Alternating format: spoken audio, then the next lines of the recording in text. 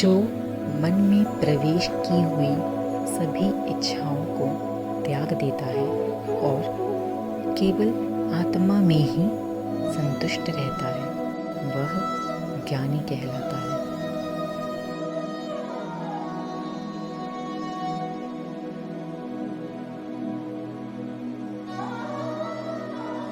जिसका मन दुख में अविचलित रहता है, जो सुखों की लालसा से मुक्त होता है और जो सभी आसक्ति, भय और क्रोध से परे हो जाता है, ऐसा व्यक्ति स्थिर बुद्धि वाला साधु कहलाता है।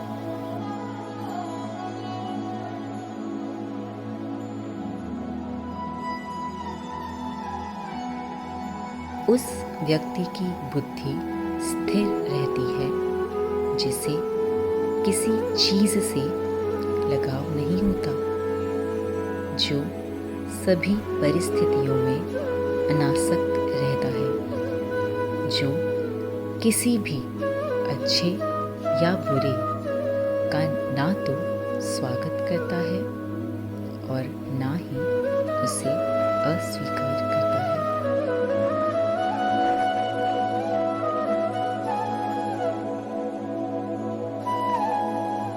जिस प्रकार कछुआ अपने अंगों को खोल के भीतर समेट लेता है, उसी प्रकार जो इंद्रियों को इंद्र विषयों से हटा लेता है, वह दिव्य चेतना में स्थित हो जाता है।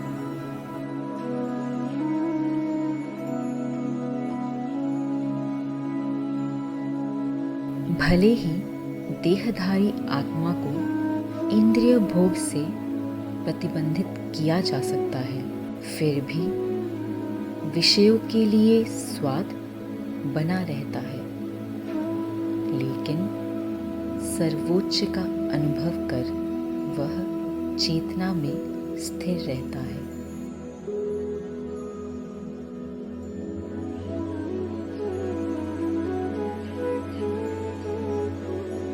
क्योंकि इंद्रियां इतनी प्रबल और अशांत हैं कि वे एक विवेकशील और आत्म को नियंत्रित करने का अभ्यास करने वाले व्यक्ति के मन को भी बलपूर्वक अपने साथ ले जा सकती है।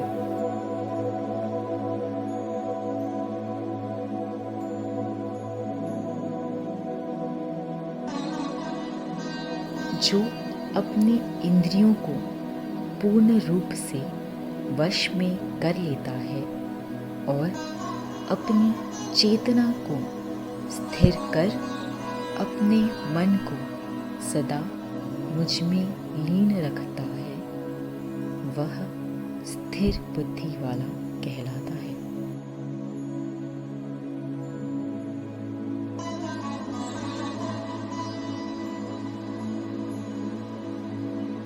इंद्रियों के विषयों का चिंतन करते हुए मनुष्य में उनके प्रति आसक्ति उत्पन्न हो जाती है। ऐसी आसक्ति से कामना उत्पन्न होती है और कामना से क्रोध उत्पन्न होता है।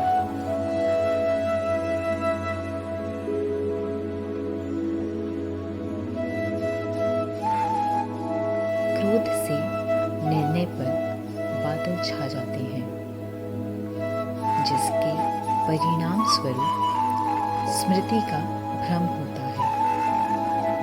जब स्मृति व्याकुल हो जाती है तो बुद्धि नष्ट हो जाती है और जब बुद्धि खो जाती है तो व्यक्ति फिर से भौतिक पूल में गिर निश्चित रूप से नष्ट हो जाता है।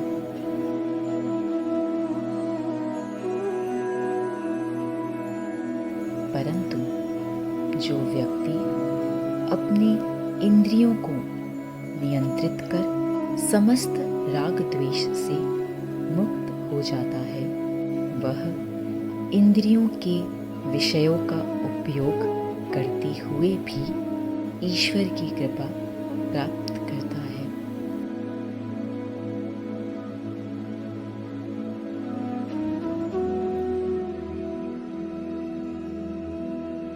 और जो दिव्य चेतना में इस प्रकार स्थित है, उसके सभी दुखों का अंत हो जाता है। ऐसी संतुष्ट अवस्था में व्यक्ति की बुद्धि शीघ्र ही ईश्वर में स्थापित हो जाती है।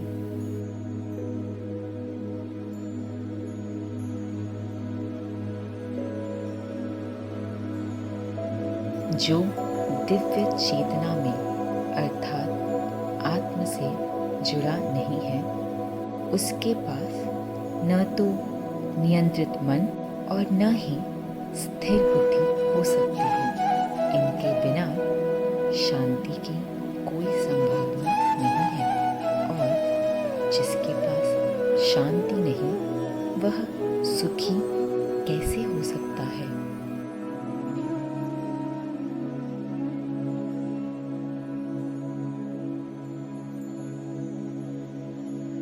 जिस प्रकार तेज हवा नाव को पानी पर बहा ले जाती है, उसी तरह एक इंद्रिय जिस पर मन केंद्रित होता है, मनुष्य की बुद्धि को भटका सकती है।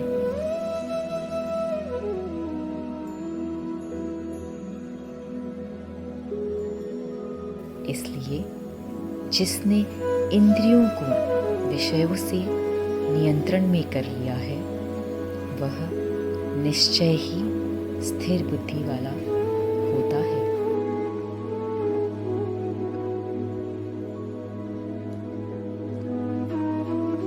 सभी प्राणियों के लिए जो रात्रि है, उसमें आत्म संयमी जागता है, और सब प्राणी जिसमें जागते हैं, आत्मनिरीक्षण करने वाले मुनि के लिए वह रात्रि है।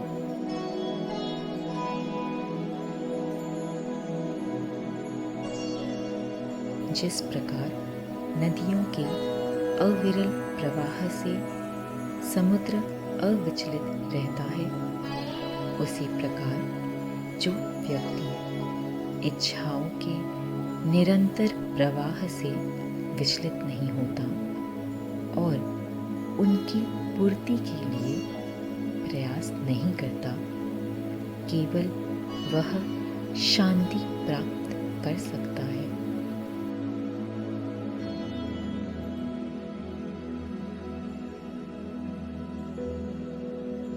जो सभी भौतिक इच्छाओं को त्याग समस्त कामनाओं, अभिमान और अहंकार की भावना से मुक्त रहता है, वही पूर्ण शांति को प्राप्त करता है।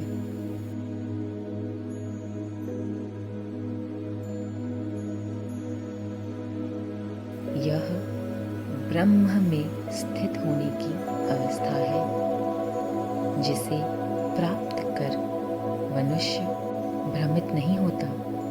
मृत्यु के समय भी इस चेतना में स्थापित होने से व्यक्ति जीवन और मृत्यु के चक्र से मुक्त हो ईश्वर के परम धाम को प्राप्त हो जाता है।